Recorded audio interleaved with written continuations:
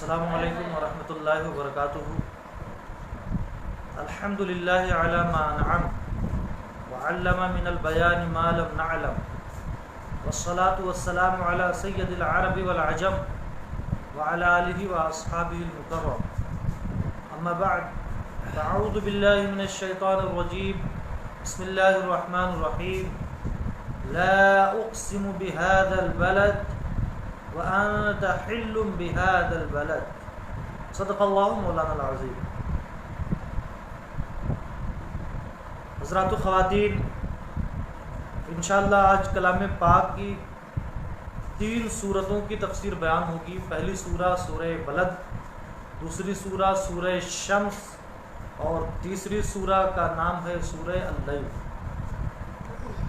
آیتوں کے اعتبار سے چھوٹی چھوٹی سورتیں ہیں، سمجھنے میں بھی آسان ہے۔ تو آتے ہیں سب سے پہلے سورہ بلد کی تفسیر پہ۔ اللہ فرماتا ہے لا اقسم بهذا البلد، شہر مکہ۔ سوال یہ ہوا کہ اللہ تبارک و تعالیٰ نے اس شہر کی قسم کیوں ارشاد فرمائی؟ اس میں مقام ابراہیم ہے، اس لیے صفا مروہ کی پہاڑیاں ہیں، اس لیے چاہے زمزم ہے، اس لیے۔ تو اللہ تبارک و تعالیٰ نے اگلی آیت میں فرما دیا وَأَنْتَ حِلٌّ بِهَذَا الْبَلَدِ، شہر مکہ کی قسم اس لیے میں کھا رہا ہوں کہ اے محبوب تو اس شہر میں جلوہ گر تشریف فرما۔ اس سے پتہ چلتا ہے کہ مکین سے مکان کی عظمت ہوتی ہے، رہنے والے سے مکان کی عظمت ہوتی ہے۔ بہت لوگ کہتے ہیں صاحب کہ مکہ شریف، مدینہ شریف، یہ اجمیر شریف، بغداد شریف، کلیر شریف، یہ چیزیں کہاں سے ہو گئیں؟ تو اشارتاً یہ بات کہی جاتی ہے کہ جہاں بھی کوئی اللہ والا پہنچ جائے گا، اس کے قدم پہنچ جائیں گے، وہ جگہ عظمت اور شرف والی ہو جائے گی۔ تو شہر مکہ کی قسم اللہ نے اس لیے ارشاد فرمائی کہ اللہ کے محبوب مکہ میں۔ علماء سیرت بیان فرماتے ہیں کہ ہجرت کی حکمتوں میں سے ایک حکمت یہ بھی ہے تاکہ کوئی کہہ نہ سکے کل کہ نبی اکرم رسول معظم صلی اللہ علیہ وآلہ وسلم کی عظمت اور آپ کی شرافت کعبے کی وجہ سے تھی۔ تو اللہ تبارک و تعالیٰ نے کعبے سے ہجرت کرا دی، مکے سے ہجرت کرا دی، اور اس جگہ ہجرت کرائی جسے لوگ یثریب یعنی بیماریوں کا گھر کہتے تھے۔ جب پیارے آقا علیہ الصلوۃ والسلام نے وہاں نزول فرمایا، وہاں آپ تشریف لے گئے، تو مدینہ جو بیماریوں کا گھر کہا جاتا تھا وہ مدینہ ہو گیا، وہ طیبہ بن گیا، اور دوسرا حرم بن گیا۔ پیارے آقا علیہ الصلوۃ والسلام ارشاد فرماتے ہیں کہ ابراہیم نے خانہ کعبہ کو حرم بنایا اور میں مدینہ طیبہ کو حرم بناتا ہوں۔ تو کیوں قسم ارشاد فرمائی شہر مکہ کی؟ کہ اللہ کا محبوب اس شہر میں تھا۔ دوسری تفسیر اس کی یہ ہے کہ وَأَنْتَ حِلٌّ بِهَذَا الْبَلَدِ، آپ اس شہر میں حلول فرما ہے۔ یہ تو پہلی تفسیر۔ دوسری تفسیر یہ کہ اس شہر میں آپ کے لیے وہ سب کچھ حلال ہے جو دوسروں کے لیے حرام۔ مثال کے طور پر دشمن سے جنگ کرنا، لڑائی کرنا، انہیں قید کرنا، جیسا کہ فتح مکہ کے دن ہوا۔ فتح مکہ میں پیارے آقا علیہ الصلوۃ والسلام نے حرم ہی میں چند بدنصیبوں کو وہیں فنش کر دیا، مارنے کا حکم دے دیا۔ ایک گستاخ تھا عبداللہ بن خطل، اس کے علاوہ مقیاس بن خبابہ، یہ لوگ خانہ کعبہ کے پردے میں چھپے ہوئے تھے، مگر پیارے آقا علیہ الصلوۃ والسلام نے ارشاد فرمایا اقتلوا، ان لوگوں کو وہی مار دو، ختم کر دو۔ تو شہر مکہ میں کسی کے لیے قتال اور جنگ و جدال جائز نہیں ہے، مگر اللہ تبارک و تعالیٰ نے اپنے محبوب کو یہ شان عطا فرمائی کہ محبوب کو وہاں بھی جنگ و جدال کی اجازت دے دی، جہاد کی اجازت دے دی۔ پیارے آقا علیہ الصلوۃ والسلام نے فتح مکہ کے روز ارشاد فرمایا کہ یہ شہر حرمت ہے، اللہ نے اسے حرم بنایا، اور آج نہیں، جس دن زمین اور آسمان کی پیدائش ہوئی اسی دن اللہ تبارک و تعالیٰ نے شہر مکہ کو چن لیا اور اسے حرم بنایا، اور وہ قیامت تک کے لیے حرم ہی ہے، اس میں جنگ کرنا، جدال کرنا یہ جائز نہیں۔ مگر یزید کے زمانے میں خوب پتھر برسائے گئے خانہ کعبہ پر، اتنا بڑا لعنتی تھا یہ۔ حضرت عبداللہ ابن زبیر اندر، جب اس کی فوج یزید کے زمانے میں بھی اور عبد الملک بن مروان کے زمانے میں بھی کعبہ کی بے حرمتی ہوئی ہے۔ تو پیارے آقا علیہ السلام نے فرمایا قیامت تک اس میں جنگ و جدال حرام ہے۔ اور ہمارے لیے بھی ایک پل کے لیے، ایک لمحہ کے لیے، ایک خاص وقت کے لیے قتال، جنگ و جدال کو حلال کیا گیا تھا، اس کے بعد اب سب پہ حرام ہے جنگ و جدال۔ اس کے بعد اللہ نے دوسری قسم ارشاد فرمائی، وہ والد وما ولد، اور والد کی قسم اور اس کی اولاد کی قسم۔ والد سے مراد کون ہے؟ ایک تفسیر میں کہ حضرت آدم علیہ السلام، اور اولاد سے کون مراد؟ حضرت آدم کی اولاد۔ اور دوسری تفسیر یہ ہے کہ والد سے مراد حضرت ابراہیم علیہ السلام ہے، اور ولد سے ابراہیم علیہ السلام کی اولاد، خاص کر پیارے آقا علیہ السلام۔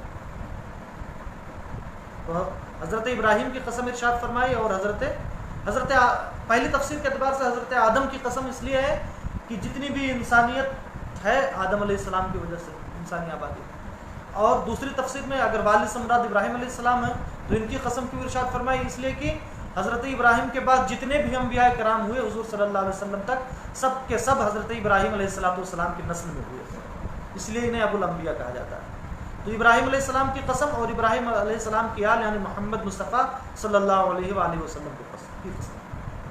جواب قسم کیا ہے؟ لقد خلقنا الانسان فی کبد، بے شک ہم نے انسان کو مشقت میں پیدا کیا، کہ پیٹ میں رہتا ہے تب بھی مشقت میں ہے، پیدا ہوتا ہے تب بھی مشقت میں، دودھ پیتا ہے تب بھی مشقت میں ہے، کہ کوئی پریشانی بھی ہو تو بتا نہیں سکتا۔ اس کے بعد زندگی میں روزگار کی مشقت ہے، مرتا ہے تو موت کی مشقت ہے۔ تو ہم نے انسان کو مشقت میں پیدا کیا، یا تو یہ موت تک کی مشقتیں مراد ہیں، اور یا تو وہ مشقت مراد ہے جسے قاضی ثناء اللہ پانی پتی رحمۃ اللہ تعالیٰ علیہ نے بیان فرمایا کہ اللہ تبارک و تعالیٰ ارشاد فرماتا ہے ان عرضنا الامانہ، میں نے امانت کو یعنی اپنے خلافت کی بوجھ کو زمین اور آسمان پہ ڈالا، پہاڑوں پہ ڈالا، تو ان لوگوں نے انکار کر دیا کہ ہم نہیں اٹھا سکتے، مگر انسان نے نیابت اور خلافت کے بوجھ کو اپنے اوپر اٹھا لیا۔ تو اللہ کی نیابت اور خلافت کی بوجھ کو اٹھانا یہ کوئی کم مشقت کا کام تھوڑی ہے، یہ وہی اٹھا سکتا ہے جو عاشق ہو، جسے عشق کی دولت ملی ہو۔ کوئی صوفی کہتے ہیں کہ اللہ تبارک و تعالیٰ نے جتنے بھی 18,000 عالم یا 70,000 عالم پیدا فرمائے اور جتنے بھی مخلوقات پیدا فرمائی، کسی کو بھی اللہ نے عشق کی دولت نہیں عطا فرمائی۔ اگر عشق کی دولت عطا فرمائی کسی کو تو حضرت انسان کو عطا فرمائی، تو وہ عشق ہی کی پونجی تھی، عشق ہی کے طفیل انسان نے اللہ کی خلافت اور نیابت کے بوجھ کو اٹھا لیا۔ حافظ شیرازی کہتے ہیں آسماں بارے امانت نہ توانست کشید، قرۂ فال بنامے من دیوانہ زدہ، کہ آسمان جس بوجھ کو نہیں اٹھا سکا، جب قرآن اندازی ہوئی تو فال مجھ دیوانہ، مجھے عاشق کا نام نکل گیا، یعنی انسان کا نام۔ یہی وجہ ہے کہ اللہ کے اور مخلوقات میں اتنی جزا فضا، اتنا اتھل پتھل نہیں دیکھیں گے جتنی اتھل پتھل انسانوں میں دیکھیں گے۔ انسان کی منزل کیا ہے؟ عشق حقیقی کہ اللہ سے محبت کرے، اور جب یہ دولت اسے نہیں مل پاتی تو عشق مجازی میں لگ کر کے اپنا سب کچھ برباد کر دیتا ہے، متاع دنیا بھی اور متاع آخرت بھی، سب کچھ برباد کر دیتا ہے۔ تو بے شک ہم نے انسان کو مشقت میں پیدا کیا۔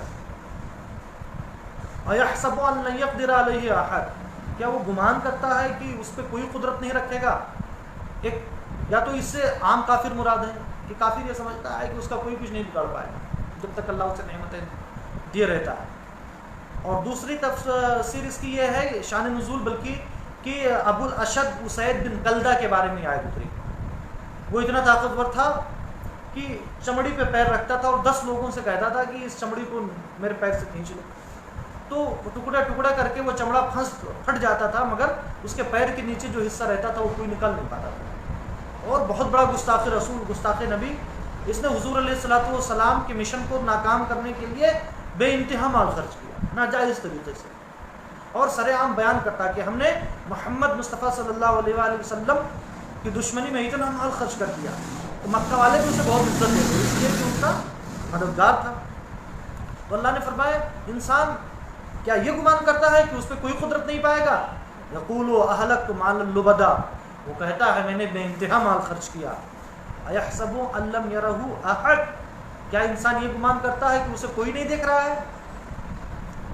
اللہ نے اسے مال دیا تو اسے جائز میں خرچ کرنا چاہیے، اللہ رسول اور اس کے اللہ رسول کے دین کی مدد پر خرچ کرنا چاہیے، مگر اس کے لیے نہ خرچ کر کے اس کے خلاف خرچ کرتا ہے تو اللہ دیکھ رہا ہے کہ ایک چیز کو، اور قیامت میں بدلہ دے رہا ہے۔ حدیث شریف میں ہے پیارے آقا علیہ الصلوۃ والسلام ارشاد فرماتے ہیں کوئی بھی انسان محشر میں اپنی جگہ سے اس وقت تک قدم نہیں اٹھا پائے گا، ہل بھی نہیں، اٹھا نہیں پائے گا، آگے بڑھ نہیں پائے گا جب تک 5 چیزوں کا حساب نہ دے دے۔ پہلی چیز اس نے زندگی کیسے گزاری، دوسری چیز اس نے جوانی کیسے گزاری، اور تیسری چیز اللہ تبارک و تعالیٰ نے اسے مال دیا تو کہاں سے مال حاصل کیا، یعنی جائز اور ناجائز طریقے سے کیا، اس کے بارے میں حساب دے دے، اور کس چیز میں خرچ کیا اس کے بارے میں حساب دے۔ اور چوتھی چیز ہے علم کے بارے میں کہ اللہ نے علم دیا تو علم کو کس چیز میں استعمال کیا، اور پانچویں چیز مجھے یاد نہیں آ رہی ہے، انشاءاللہ یاد آئی تو کل بتا دیں۔ اب پھر اللہ تبارک و تعالیٰ اسے اپنی قدرتیں دکھا رہا ہے۔ الم نجعل لہ عینین، کیا ہم نے انسان کے لیے دو آنکھیں نہیں بنائی جس سے وہ دیکھتا ہے، ولسانا وشفتین، اور میں نے اس کے لیے کیا زبان نہیں بنائی اور دو ہونٹ، یعنی اللہ نے ہمیں زبان دی اور ہونٹ دیے۔ زبان سے ہم اپنا ضمیر ادا کرتے ہیں، اور ہونٹ سے جتنے فائدے ہیں ہم سب جانتے ہیں۔ ہونٹ نہ ہو تو انسان قرات نہیں کر پائے گا، بول نہیں پائے گا۔ وہدیناہ النجدین، اور ہم نے دو ابھری ہوئی چیزوں کی طرف اس کی رہنمائی کی، مطلب ماں کے پستانوں کی طرف۔ اللہ تبارک و تعالیٰ نے آنکھ دی، زبان دی، ہونٹ دیے، اور بچہ پیدا ہوتے ہی دودھ تلاشنے لگتا ہے، کوئی نہیں سکھاتا اسے کہ دودھ کیسے پیتے ہیں، اللہ تبارک و تعالیٰ نے اسے سکھا دیا ہے کہ دودھ ایسے پیتے ہیں۔ یا یہ ہے کہ نجدین کہتے ہیں دو راستوں کو، کہ اللہ نے انسان کے سامنے دو راستے رکھ دیے ہیں، ایک راہ حق ہدایت کا راستہ اور ایک گمراہی کا راستہ۔ اب اسے اختیار دیا، چاہے تو وہ ہدایت کو چنے اور چاہے تو وہ گمراہی کو چنے۔ اچھا، فرق کھائی میں گر رہا ہے اور برائی کا کام کرنے کو وہ شرف سمجھتا ہے۔ وما ادراک ما العقبہ، اور تم کیا جانو کہ کھائی میں گرنا کیا ہے؟ فک رقبہ، یا غلام آزاد کرنا، غبا یا بھوک کے دنوں میں کھانا کھلانا، جیسے آج کل لاک ڈاؤن میں بہت لوگ بھوک کے ہیں۔ یتیماً ذا مقربہ، رشتہ دار یتیم کو کھانا کھلانا، اور مسکیناً ذا متربہ، یا اس مسکین کو جو خاک نشین ہے۔ تو یہ چیزیں تو کھائی میں گرنا ہے نہیں حقیقت میں، مگر کس کے نزدیک ہے کھائی میں گرنا؟ جو کافر ہے، جس نے راہ حق کو نہیں چنا بلکہ گمراہی کو چن لیا، اس کے یہاں یہ کیا ہے؟ کھائی میں گرنا ہے۔ اچھا، ثم کان من الذین آمنوا وتواصوا بالصبر وتواصوا بالمرحمہ، اور کھائی، اچھا پھر اس کے بعد جو لوگ ایمان لائے اور جنہوں نے صبر کی وصیت کی اور جنہوں نے رحم کی وصیت کی، یعنی جنہوں نے صبر کو اختیار کیا، جنہوں نے رحم دلی کو اختیار کیا، اولئک اصحاب المیمنہ، یہ لوگ اصحاب میمنہ یعنی جنتی ہیں۔ جنت اللہ تبارک و تعالیٰ کے دائیں طرف اور دوزخ بائیں طرف، تو اصحاب المیمنہ دائیں طرف والے مطلب جنتی ہیں۔ والذین کفروا بآیاتنا، مومنوں کے بارے میں تو یہ کہ وہ اصحاب یمین یعنی جنتی۔ اب کافروں کے بارے میں کیا ہے؟ والذین کفروا بآیاتنا هم اصحاب المشأمہ، اور جنہوں نے ہماری آیتوں کو جھٹلایا۔ آیتوں کو مطلب یا تو قرآن کی آیتوں کو جھٹلایا، یا اللہ نے جو نشانیاں رکھ رکھی ہیں کائنات ارضی و سماوی میں، کہ اگر کوئی غور کر کے زمین اور آسمان میں غور کرے، صحیح معنوں میں غور کرے تو اللہ تک پہنچ جائے گا۔ تو قرآن کی آیتوں کو بھی جھٹلایا، یا زمین اور آسمان میں وہ نشانیاں جو اللہ تک پہنچاتی ہیں۔ مثال کے طور پر ایک کرسی ہے تو کوئی بنانے والا ہے، تو کیا اس پہاڑ کا کوئی بنانے والا نہیں ہوگا؟ اس چاند کا کوئی بنانے والا نہیں ہوگا؟ اس سورج کا کوئی بنانے والا نہیں ہوگا؟ اگر اس طریقے سے وہ عقل لگائے تو اللہ تک وہ پہنچ سکتا ہے، اللہ کی وحدانیت کو یقین لا سکتا ہے، ایک خدا کا عابد عبادت گزار بن سکتا ہے، اور 360 خداؤں کی عبادت سے بلکہ کروڑوں خداؤں کی عبادت سے بچ سکتا ہے۔ تو جن لوگوں نے ہماری آیتوں سے کفر کیا، جھٹلایا، ہم اصحاب المشأمہ، وہ لوگ بائیں جانب والے یعنی دوزخی ہیں۔ علیہم نار موصدہ، ان پہ بند آگ ہوگی۔ روایتوں میں آتا ہے کہ جہنمیوں کو ان کی کیبن ہوگی ایک دم پلر کی طرح، جیسے کوئی مینار یا پلر ہوتا نہیں ہے، اندر سے خالی ہوتا اور چاروں طرف سے بھرا ہوتا پیک، تو باہر کی ہوا یعنی آکسیجن وہاں نہیں پہنچے گی، اور دھواں، اور اندر کا دھواں باہر نہیں نکلے گا، آگ کا دھواں، تو آکسیجن پہنچنا نہیں ہے، کاربن ڈائی آکسائڈ باہر نکلنا نہیں، تو کیسے گھٹ گھٹ کے رہے گا؟ اس کے عذاب کی سختی کے لیے اسے ایسے کیبنوں میں یا پلروں میں رکھا جائے گا، بند آگ، یا اس لیے اسے بند رکھا جائے گا تاکہ دوسرے جہنمیوں کے وہ عذاب کو نہیں دیکھ پائے۔ اس لیے کہ اگر کوئی انسان پریشان ہوتا ہے اور دوسرا بھی ساتھ میں پریشان ہے تو کوئی تسلی ہوتی ہے کہ صرف ہمیں تھوڑی پریشان ہے، پوری دنیا پر پریشانی ہے۔ اس وقت لاک ڈاؤن میں یہی تو سب کو خوشی ہے کہ پوری دنیا میں لاک ڈاؤن ہے۔ کہا جاتا ہے اپنا گھر جلنے سے تکلیف نہیں ہوتی ہے، پڑوسی کے بچنے سے تکلیف ہوتی ہے۔ اگر پڑوسی کا گھر جل جائے تو عام طور پہ یہ انسانی فطرت ہے، تو خوشی ہوئی کوئی بات نہیں، صرف ہمارے نہیں چلا اس کا بھی جائے گا، اور پڑوسی کا بچ جائے اور تو دکھ ہوتا ہے۔ تو بہرحال جہنمیوں کو اور مزید عذاب دینے کے لیے بند آگ کا عذاب دیا جائے گا، مطلب وہ دوسروں کو دیکھ بھی نہیں پائیں گے اور نہ اس کا دھواں باہر نکلے گا۔ واللہ عالم بالصواب۔ یہ سورہ بلد کی تفسیر تھی۔ اب آتے ہیں سورہ الشمس۔ الشمس کہتے ہیں سورج کو، اس کی تفسیر سنتے ہیں۔ بسم اللہ الرحمن الرحیم۔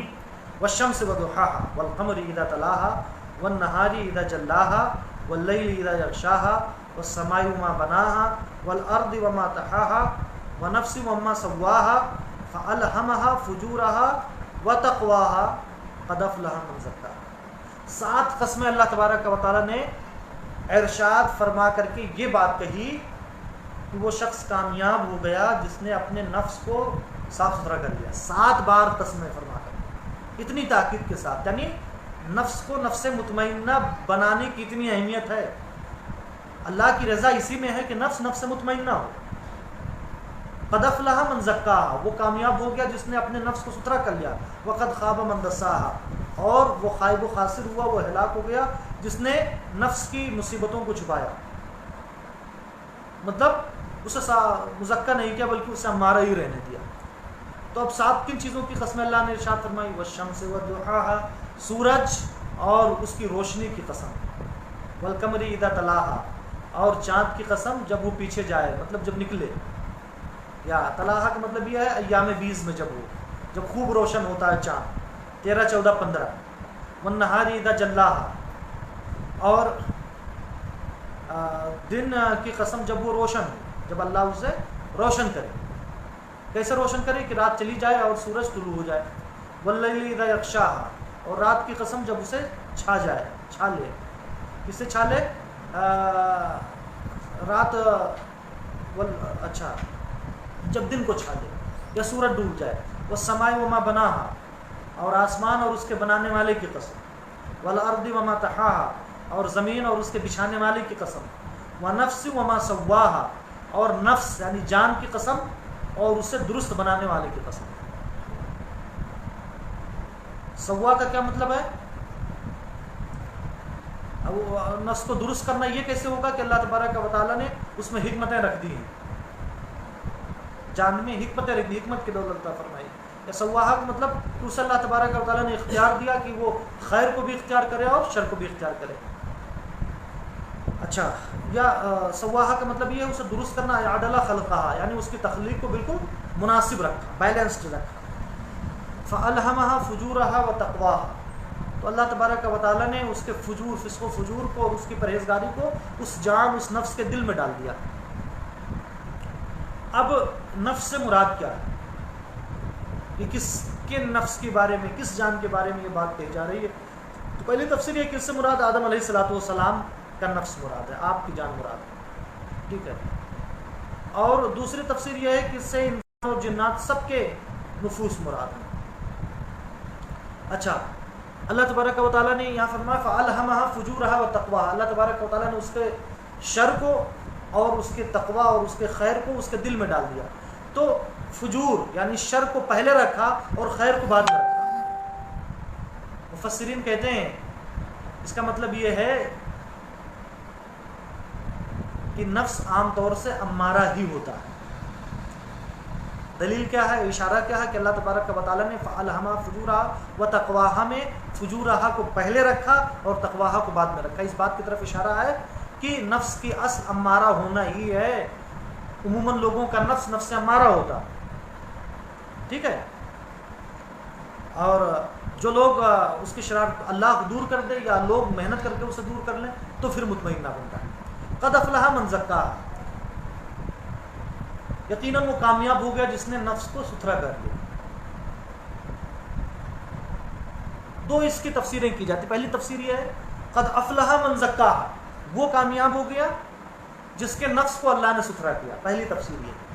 تو ستھرا کرنے والا، پاکیزہ کرنے والا مزکی کون ہوا؟ اللہ تعالیٰ۔ اور دوسری تفسیر یہ ہے، اور اس سے حدیث پاک سے اس کی تائید بھی ہوتی ہے۔ پیارے آقا علیہ الصلوۃ والسلام ارشاد فرماتے ہیں اس آیت کی تفسیر میں افلحت نفس زکاها اللہ، وہ نفس کامیاب ہے جسے اللہ تبارک و تعالیٰ نے مزکہ کر دیا. تو حدیث پاک سے اس کی تشریح ہوگی، مطلب مزکی اللہ تعالیٰ.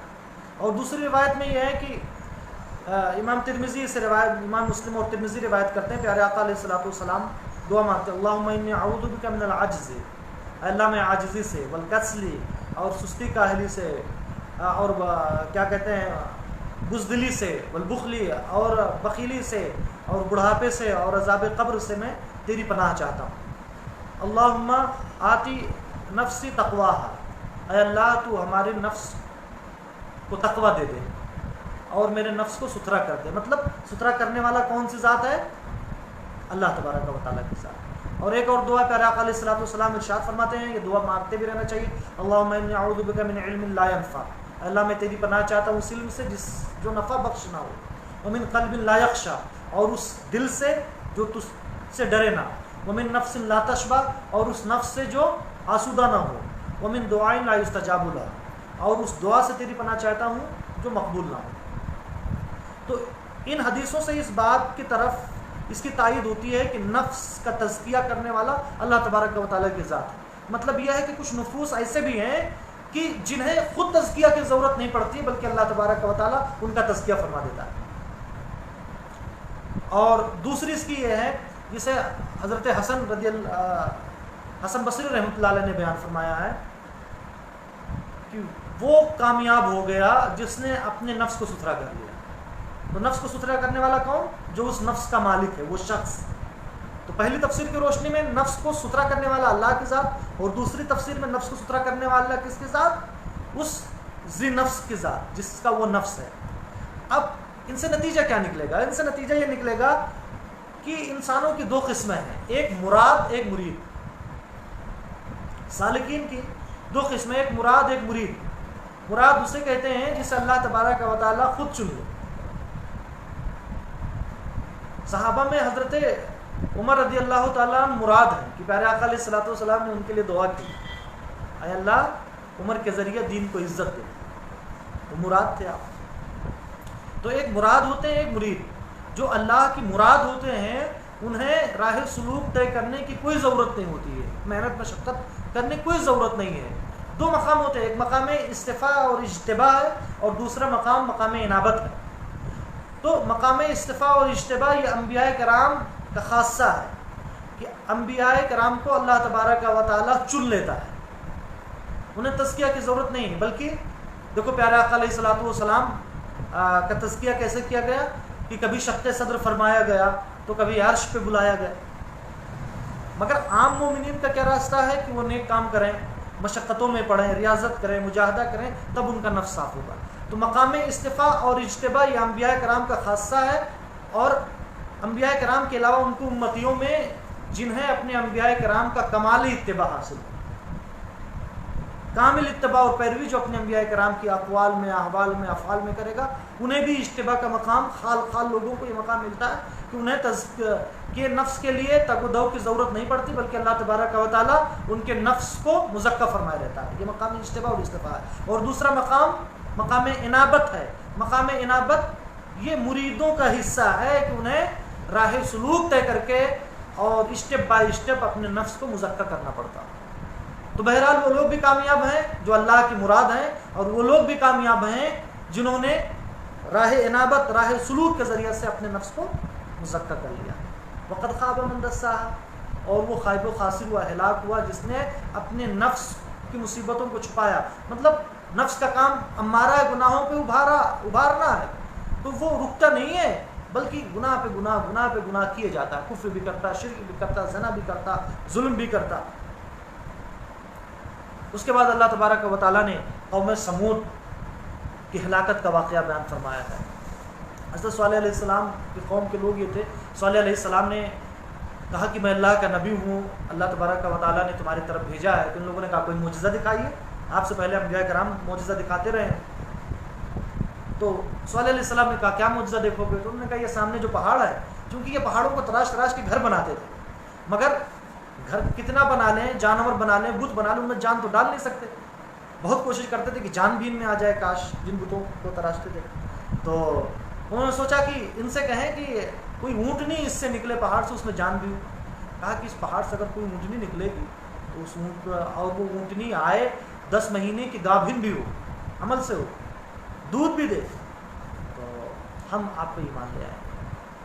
تو انہوں نے دعا کی اور اس پہاڑ سے اونٹنی نکلی بہت لئیم شہین 10 مہینے کی، اور آتے اس نے بچہ دیا۔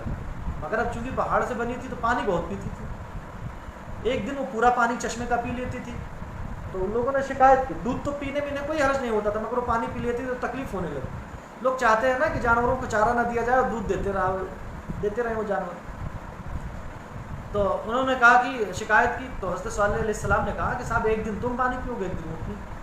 تو تون و کرہن چاروں ناشار مان لیا، مگر انہوں نے کہا نہ رہے باس نہ بجے بانسری، اسے ختم کر دو۔ مشورہ کیا سب لوگوں نے، اور ایک کمبخت جس کا نام قدار بن سالف تھا، اس نے کہا کہ جاؤ اس کا کام تمام کر دو۔ تو جا کر کے اس نے اس اونٹنی کی پونچھیں کاٹ دی، اس کے ہاتھ پیر کان ناک یہ سب کاٹ دیے، تڑپا تڑپا کے مار دیا۔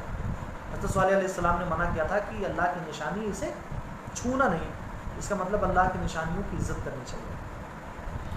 تو جب انہوں نے مار دیا تو اللہ تبارک و تعالیٰ کا عذاب آیا ان پہ، اور سارے کے سارے لوگ ہلاک ہو گئے، ان کی بستی تباہ ہو گئی۔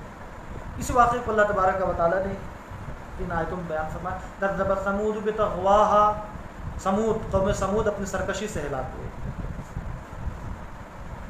اذ انبعث اشقاها، جب ان کا بدبخت اٹھ کھڑا ہوا۔ ان کا بدبخت کون تھا؟ وہی قدار بن سالف۔ پیارے آقا علیہ الصلوۃ والسلام ارشاد فرماتے ہیں کہ پوری انسانیت میں 2 لوگ سب سے بدبخت ہیں۔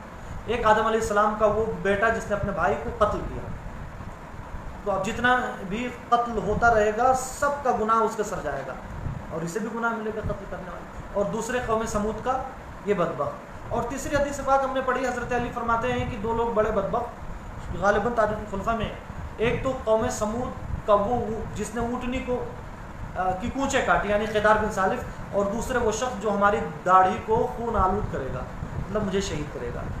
تو اب کیا کہ پوری انسانیت میں سب سے بدبخت وہ آدم علیہ السلام کا قاتل بیٹا، اور پوری قوم سمود میں سب سے بدبخت، سمود میں وہ بدبخت قدار بن سالف، اور امت مصطفیٰ میں سب سے بدبخت عبد الرحمن بن ملجم حضرت مولا کائنات کا تھا۔ اچھا، اذ انبعث اشقاها، جب اس کا بدبخت اٹھ کھڑا ہوا، فقال لهم رسول اللہ ناقۃ اللہ وسقیاها، تو اللہ کے رسول نے یعنی حضرت صالح علیہ السلام نے کہا ان سے، قوم سے کہا، ناقۃ اللہ وسقیاها، اللہ کی اونٹنی، ساری اونٹنی اللہ کی، مگر یہاں ناقۃ اللہ اس اونٹنی کی عظمت کو بتانے کے لیے، سارے گھر اللہ ہی کی حقیقت میں، اسی کی ملکیت میں، مگر کعبہ کو بیت اللہ کہا جاتا، اللہ کا گھر۔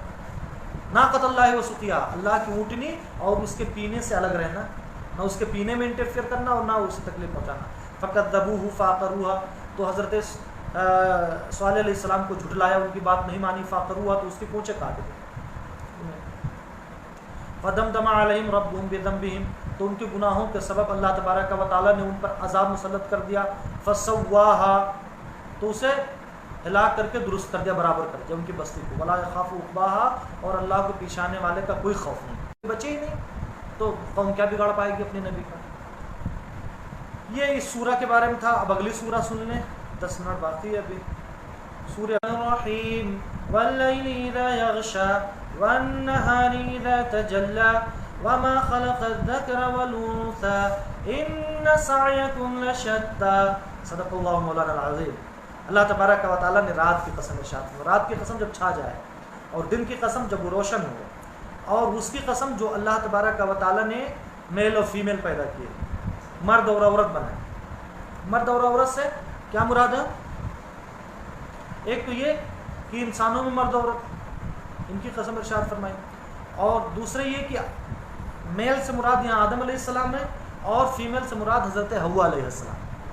ان سعیکم لشتی، تمہاری کوششیں الگ الگ۔ کیا کچھ انسان ایسے ہیں میل اور فیمیل میں سے کہ جو حق کا راستہ چنتے ہیں، اور کچھ لوگ وہ ہیں جو باطل کا راستہ چنتے ہیں۔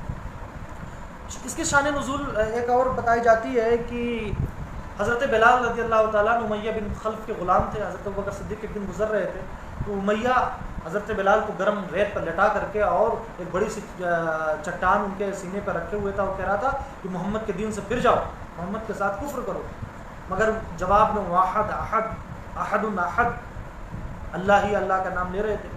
تو انہیں بڑا ترس آیا، تو انہوں نے کہا ایسا کیوں کر رہا ہے؟ تو اس نے کہا اگر بڑا قرض آ رہا تو انہیں خرید لو. تو حضرت ابوبکر نے کہا کتنے بیچے گا؟ تو اس نے بہت زیادہ پیسہ بچا دیا. حضرت ابوبکر صدیق رضی اللہ تعالیٰ نے سارا پیسہ پے کر دیا اور حضرت بلال کو آزاد کر لیا. حضرت بلال کے علاوہ بھی کئی لوگوں کو آزاد کرایا جو بڑے کمزور تھے، پسے ہوئے تھے. ان کے والد نے کہا کہ ابوبکر تم غلاموں کو آزاد کرتے ہو خرید کر کے، تو ذرا ہٹے کٹے تندرست لوگوں کو کیا کرو. انہوں نے کہا ایسا کیوں کہا؟ تاکہ جب غلام ہٹے کٹے ہوں گے تو کوئی تمہارے خلاف کھڑا ہوگا تو مدد کرے گی تمہاری. حضرت ابوبکر نے کہا کہ میں اپنے دنیاوی فائدے کے لیے نہیں آزاد کراتا ہوں، بلکہ اللہ کی رضا کے لیے آزاد کراتا ہوں. تو جب ان لوگوں کو آزاد کرانا شروع کر دیا تو لوگوں نے کہا کہ شاید بلال اور ان کمزور جن لوگوں کو حضرت ابوبکر نے آزاد کرایا کچھ احسان رہے ہوں گے کبھی، جن احسان کا بدلہ یہ اتار رہے ہیں آج. تو اللہ تبارک و تعالیٰ نے آگے اگلی آیتوں میں ارشاد فرمایا کہ میرے ابو بکر کے اوپر کسی کا کوئی احسان نہیں تھا کہ احسان کے بدلے میں آزاد کرایا، بلکہ ابو بکر نے میری رضا کے لیے آزاد کرایا غلام. تو ان سعیکم لشتیٰ، تمہاری کوششیں الگ ہیں. پہلے تفسیر یہ کہ کچھ انسان راہ حق کو چنتے ہیں، کچھ باطل کے راستے کو چنتے ہیں، یا یہ امیہ بن خلف اور ابو بکر کے راستے الگ الگ ہیں. وہ دنیا کی پونجی چاہتا ہے اور ابو بکر اللہ کی رضا چاہتا ہے. فَأَمَّا مَنْ عَاتَ وَاتَّقَى، تو جو دے اللہ کی راہ میں، کیا دے؟ روپیہ پیسہ اللہ کی راہ میں دے، یعنی مالی عبادت کرے یا بدنی عبادت کرے. بدنی عبادت کیا؟ کہ اللہ نے اس کے اوپر جو فرض کیا ہے، جو واجب کیا ہے وہ ادا کرے. فَأَمَّا مَنْ عَاتَ، تو جو دے مطلب مال بھی دے یا حقوق کی ادائیگی کرے، وَاتَّقَى، اور وہ ڈرے، تقوی اختیار کرے. کس سے؟ اللہ کے عذاب سے ڈرے. اب اللہ کے عذاب سے کیسے ڈرے؟ صدقہ سے بھی ڈرا جا سکتا ہے اللہ کے عذاب سے. پیارے آقا علیہ السلام ارشاد فرماتے ہیں اتقوا النار ولو بشق تمرہ، اللہ سے ڈرو اگرچہ کھجور کے ایک ٹکڑے سے. مطلب یہ ہے کہ کھجور کا ایک ٹکڑا صدقہ کرو گے تو دوزخ سے امان ملے گا، تقوی آئے گا. اچھا، فاما من آتا واتقى، تو جس نے دیا اور پرہیزگاری اختیار کی، وصدق بالحسنى، اور سب سے اچھی چیز کی تصدیق کی یعنی جنت کی تصدیق کی، فسنيسره لليسرى، تو ہم اس کے لیے آسان کریں گے راستوں کو، جنت کے راستوں کو یا عمل کے راستوں کو یا اللہ کی رضا کو. یعنی جو یہ کام کرے گا تو اس پہ اللہ تبارک و تعالیٰ ان کاموں کو آسان کر دے گا. پھر مال کی محبت نہیں رہے گی، پھر وہ وہی کام کرے گا جس میں اللہ تبارک و تعالیٰ کی رضا ہو. وَأَمَّا مَنْ بَخِلَ وَاسْتَغْنَى، اور جس نے بخیلی کی. اب تک تو متقیوں کے بارے میں کہا جا رہا ہے جنہوں نے تقوی اختیار کیا، جنہوں نے دیا، تو اس کے لیے جنت کی راہیں آسان ہوں گی. وَأَمَّا مَنْ بَخِلَ وَاسْتَغْنَى، جس نے بخیلی کی. اب بخیلی کا سب سے ادنا درجہ کیا ہے؟ ایک درجہ بخیلی کا یہ بھی پیارے آقا علیہ السلام فرماتے ہیں کہ جس کے سامنے میرا نام لیا جائے اور اس نے مجھ پہ درود نہیں بھیجا تو وہ بھی بخیل ہے صلی اللہ علیہ وآلہ وسلم. جس نے بخیلی کی، اپنا مال نہیں دیا، یا جو اللہ تبارک و تعالیٰ نے اس کے حقوق رکھ رکھے تھے وہ حقوق نہیں ادا کیا. وَكَذَّبَ بِالْحُسْنَى، سب سے اچھی چیز کو جھٹلایا ہے، یعنی جنت کو جھٹلایا کہ جنت وغیرہ کوئی چیز نہیں. فَسَنُيَسِّرُهُ لِلْعُسْرَى، تو مشکل چیز کو ہم اس کے لیے آسان کریں گے. کیا؟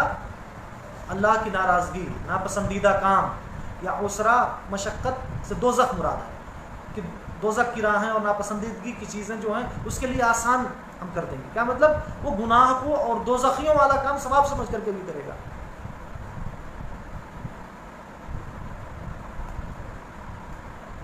مَا يُغْنِي عَنْهُ مَالُهُ إِذَا تَرَدَّى، اور جب وہ ہلاک ہوگا تو اس کا مال اسے بچا نہیں پائے گا. کیسے؟ جب وہ قبر میں جائے گا تو اس کا مال نہیں بچا پائے گا، یا جب دوزخ میں ڈالا جائے گا تو اس کا مال اسے نہیں بچا پائے گا. اِنَّ عَلَيْنَا لَلْهُدَى، بے شک ہمارا ہی کام ہدایت دینا، یعنی اللہ جسے چاہے ہدایت دے اور جسے چاہے گمراہ کرے.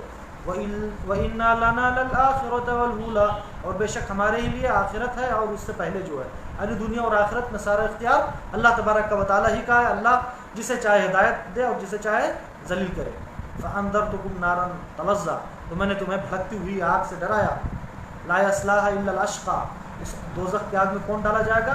وہ شخص ڈالا جائے گا جو بہت بڑا بدبخت ہے. الَّذِي كَذَّبَ وَتَوَلَّىٰ، جس نے جھٹلایا اور اس نے منہ پھیر دیا، یعنی اللہ کی آیتوں کو جھٹلایا، قرآن کو جھٹلایا. وَسَيُجَنَّبُهَا الْأَتْقَىٰ، اور اس سے یعنی دوزخ سے دور رکھا جائے گا وہ جو سب سے بڑا پرہیزگار ہے. روایتوں میں آتا ہے سب سے بڑا پرہیزگار کون ہے؟ جس نے اپنے آپ کو شرک جلی سے، شرک خفی سے اور دل کے گناہوں سے، دل کے جو وساوس ہیں ان سے اپنے آپ کو محفوظ کر لیا، اور بدن کے گناہوں سے اپنے آپ کو بچا لیا، نفس کے گناہوں سے بچا لیا، یعنی نفس امارہ کی کھائی سے نکل کر نفس مطمئنہ کے محل میں داخل ہو گیا، وہ سب سے بڑا متقی ہے، وہ پرہیزگار دوزخ سے دور رکھا جائے گا۔ یا ایک تفسیر یہ ہے کہ حضرت ابو بکر صدیق کو دوزخ سے الگ رکھا جائے گا۔ کیوں رکھا جائے گا؟ الذی یؤتی مالہ یتزکیٰ، جو اپنا مال دے کر کے تزکیہ اختیار کرتے ہیں، جو اپنا مال دیتے ہیں تاکہ وہ ستھرا ہو۔ اب وہی اپنا مال کیوں دیتے ہیں؟ غلاموں کو آزاد کرتے ہیں۔ تو مشرکین کہنے لگے کہ بلال وغیرہ کو آزاد، ضرور بلال وغیرہ نے کوئی احسان کیا ہوگا، تو اللہ نے فرمایا بین لگایا نہیں، وَمَا لِأَحَدٍ عِندَهُ مِن نِعْمَةٍ تُجْزَىٰ، اس کے پاس کسی کا کوئی احسان نہیں تھا جس کا بدلہ دیا جائے، إِلَّا ابْتِغَاءَ وَجْهِ رَبِّهِ الْأَعْلَىٰ، مقصد کیا تھا بلال وغیرہ کو آزاد کرنے میں؟ رب العلا کی رضا مقصود تھی، اللہ تبارک و تعالیٰ کی رضا مقصود تھی۔ وَلَسَوْفَ يَرْضَىٰ، اور ان قریب اسے خوش کیا جائے گا، وہ راضی ہوگا، مطلب جب انہیں جنت کی بہاریں ملیں گی۔ اس سے پتہ چلا اشارتاً کہ حضرت ابو بکر صدیق رضی اللہ تعالیٰ عنہ اس امت میں سب سے افضل ہیں، اس لیے کہ اللہ تبارک و تعالیٰ نے اتقیٰ کا لفظ استعمال فرمایا، وَسَيُجَنَّبُهُ الْأَتْقَىٰ، اور ان قریب دور رکھا جائے گا دوزخ سے وہ شخص جو بہت بڑا پرہیزگار ہے۔ اور مفسرین نے بیان فرمایا اس پرہیزگاری سے مراد حضرت ابو بکر صدیق رضی اللہ عنہ۔ تو اس سے پتہ چلا پوری امت میں حضرت ابو بکر صدیق رضی اللہ تعالیٰ عنہ سب سے افضل ہیں، افضل البشر بعد الانبیاء بالتحقیق، انبیاء کرام و مرسلین اعظام کے بعد اگر کوئی سب سے زیادہ افضل ہے تو وہ حضرت ابو بکر صدیق رضی اللہ تعالیٰ عنہ ہیں، پھر حضرت عمر، پھر حضرت عثمان اور پھر حضرت علی۔